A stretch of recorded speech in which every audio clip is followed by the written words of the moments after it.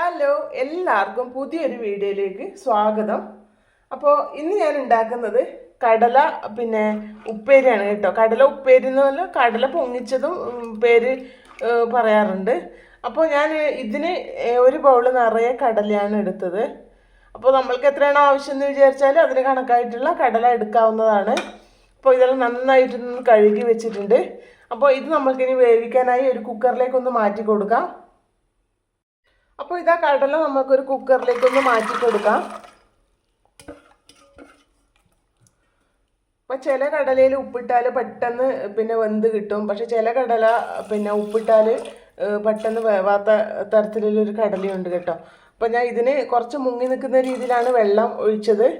അപ്പോൾ നമുക്കിനി കുറച്ച് മഞ്ഞൾപ്പൊടി കൂടെ ഇട്ട് കൊടുക്കാം. 1/4 ടീസ്പൂൺ ഇട്ട് കൊടുക്കുന്നില്ല, അതിൻ്റെ ഒരു പകുതി കണ്ടിട്ടേ മഞ്ഞൾപ്പൊടി ചേർത്ത് കൊടുക്കുന്നുള്ളൂ. അപ്പോൾ അതിൽ ഇച്ചിരി വെളിച്ചെണ്ണയും കൂടെ ഒഴിച്ചു കൊടുക്കാം. അപ്പോൾ വെളിച്ചെണ്ണ ഒഴിക്കുന്നത് പെട്ടെന്ന് വെന്ത് കിട്ടുന്നൊക്കെ പറയാറുണ്ട്. അപ്പോൾ ഒന്നും നമുക്ക് നോക്കാം പെട്ടെന്ന് പോകുമെന്ന്. അപ്പോൾ ഞാൻ കടലയെല്ലാം ഇട്ട് വെള്ളം ഒഴിച്ച് മഞ്ഞൾപ്പൊടിയെല്ലാം ചേർത്ത് കൊടുത്തു. അപ്പോൾ നമുക്ക് ഇതിൻ്റെ മൂടിയിട്ട് അടച്ചു കൊടുത്തിട്ട് നമുക്കിതൊന്ന് വേവിച്ചെടുക്കാം. അപ്പോൾ ഇതാ കടല നന്നായി വെന്ത് വന്നിട്ടുണ്ട്.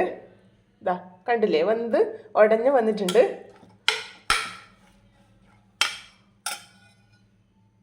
അപ്പോൾ ഇതാ കടലയെല്ലാം വേവിച്ച് മാറ്റി വെച്ചിട്ടുണ്ട്. ഇനി അതിലേക്ക് നമ്മൾക്ക് കുറച്ച് തേങ്ങ ഒന്ന് ചതച്ചിടാം. അപ്പോൾ അതിനായി ഞാൻ എടുത്തത് ഒരു 3 ടേബിൾ സ്പൂൺ തേങ്ങ ചിരവേത് എടുത്തിട്ടുണ്ട്. അപ്പോൾ ഒരു വെളുത്തുള്ളി അല്ലി എടുത്തിട്ടുണ്ട്. വലുതായതുകൊണ്ട് വലിയ ഒറ്റൊന്നേ എടുത്തിട്ടു. അപ്പോൾ വളരെ ചെറുതാണെങ്കിൽ 2, 3, 4 എടുക്കാം. പിന്നെ ഒരു ചെറിയ കഷ്ണം ഇഞ്ചി. അപ്പോൾ കടല കഴിക്കുന്ന സമയത്ത് ചിലർക്ക് ഗ്യാസിൻ്റെ പ്രോബ്ലം ഉണ്ടാവാറുണ്ട്. അപ്പോൾ അതുകൊണ്ട് ഈ ഇഞ്ചിയുടെ ഒരു ചെറിയ കഷ്ണം ഇടുന്നത് നല്ലതാണ്. അതുപോലെ തന്നെ വെളുത്തുള്ളി, പിന്നെ ഒരു പൊടിക്ക് മഞ്ഞൾപ്പൊടി ചേർത്തിട്ടുണ്ട്. അതുപോലെ തന്നെ 3-4 ചെറിയ ഉള്ളി മാത്രം ചേർത്താൽ മതി. സവാള ചേർക്കണ്ട. അപ്പോൾ ചെറിയുള്ളി അതിൻ്റെ ഒരു പ്രത്യേക ടേസ്റ്റാണ്. പിന്നെ ഒരു പച്ചമുളകും കൊടുത്തിട്ടുണ്ട്. പിന്നെ അതുപോലെ തന്നെ ഞാൻ കടല വേവിക്കുന്ന സമയത്ത് ഉപ്പിട്ട് കൊടുത്തിട്ടുണ്ടായില്ല. അപ്പോൾ ഞാൻ അതിൻ്റെ സൈഡിൽ കുറച്ച് ഉപ്പ് കൂടെ ചേർത്ത് കൊടുത്തിട്ടുണ്ട് രുചിക്കനുസരിച്ചിട്ട്. അപ്പോൾ നമുക്ക് അതും കൂടെ ഒന്ന് അതിൻ്റെ കൂടെ ഒന്ന് പൊടിച്ചെടുക്കാം. ആ കടല ഞാൻ വേറൊരു പാത്രത്തിലേക്ക് ഒന്ന് മാറ്റി കൊടുത്തിട്ടുണ്ട്.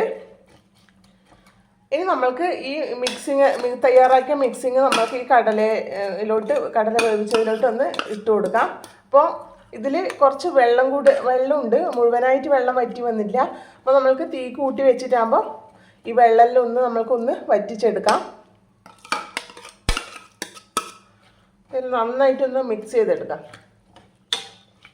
അപ്പോൾ ഉപ്പ് നോക്കിയിട്ട് കുറവാണെങ്കിൽ മാത്രം ചേർത്ത് കൊടുത്താൽ മതി. നമുക്ക് വളരെ തീ കൂട്ടി വെച്ചിട്ട് ഇതിലത്തെ ജലാംശം ഒന്ന് വറ്റിച്ചെടുക്കാം.